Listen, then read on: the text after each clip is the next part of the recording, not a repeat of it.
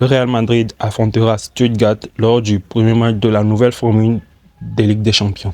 Alors les amis, bienvenue sur la chaîne Juste le Madrilène. Nous sommes là pour vous parler des actualités du Real Madrid, etc. Alors les amis, nous allons revenir sur les points du précédent match du Real Madrid contre la Real Sociedad en Liga. Avant d'entamer, après l'avant-match Real Madrid-Stuttgart. Alors, commençons par le premier point, c'est le match Real Madrid-Real Sociedad. Qu'avons-nous retenu? Je vous le dis. De 1, le Real Madrid, on a vu que le Real Madrid a eu énormément de difficultés contre cette équipe du Real Sociedad. De 2, le Real Sociedad, excusez-moi, a eu beaucoup plus d'occasions et nous avons remarqué 3 poteaux. 3 poteaux. C'est-à-dire, si le Real Sociedad les avait mis sur ces 3 poteaux, le Real Sociedad avait mis 2, le Real perdait ce match ou faisait un nul. Parce que ça aurait mis un coup au Real Madrid.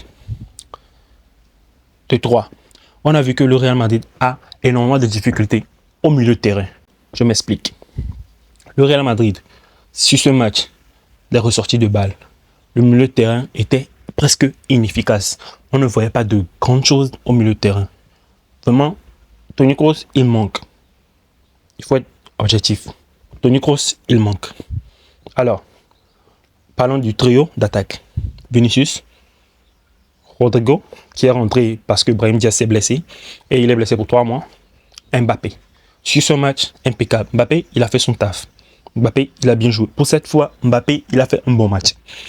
Mais Vinicius, sérieusement, sur ce match, je n'ai pas compris. Il était méconnaissable. À part le penalty qu'il a, c'est-à-dire qu'il a converti en but, il était méconnaissable. Bon, bref. Le match contre la Sociedad n'est vraiment pas un match qu'on doit prendre, c'est-à-dire prendre comme référence ou quoi. Non. Le Real n'a pas été au niveau durant ce match. Disons-nous la vérité. Sur ce match, le Real n'a pas été au niveau. Mais ils ont pu avoir la victoire. Et c'est mérité, totalement. Parce que le football, quand tu rates des occasions, ça se paie cash.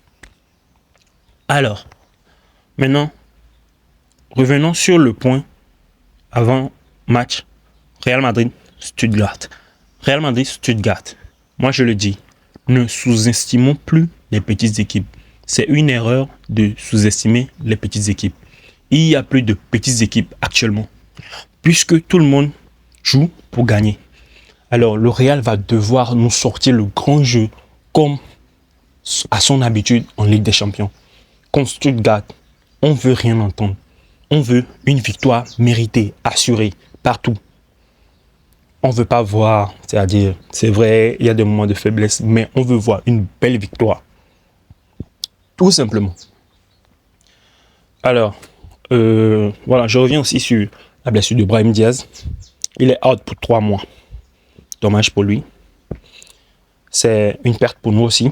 Mais bon, on verra bien. Certains, peut-être, Bellingham reviendra. J'ai vu Bellingham à l'entraînement. Et Camavinga, peut-être il aussi reviendra et on verra.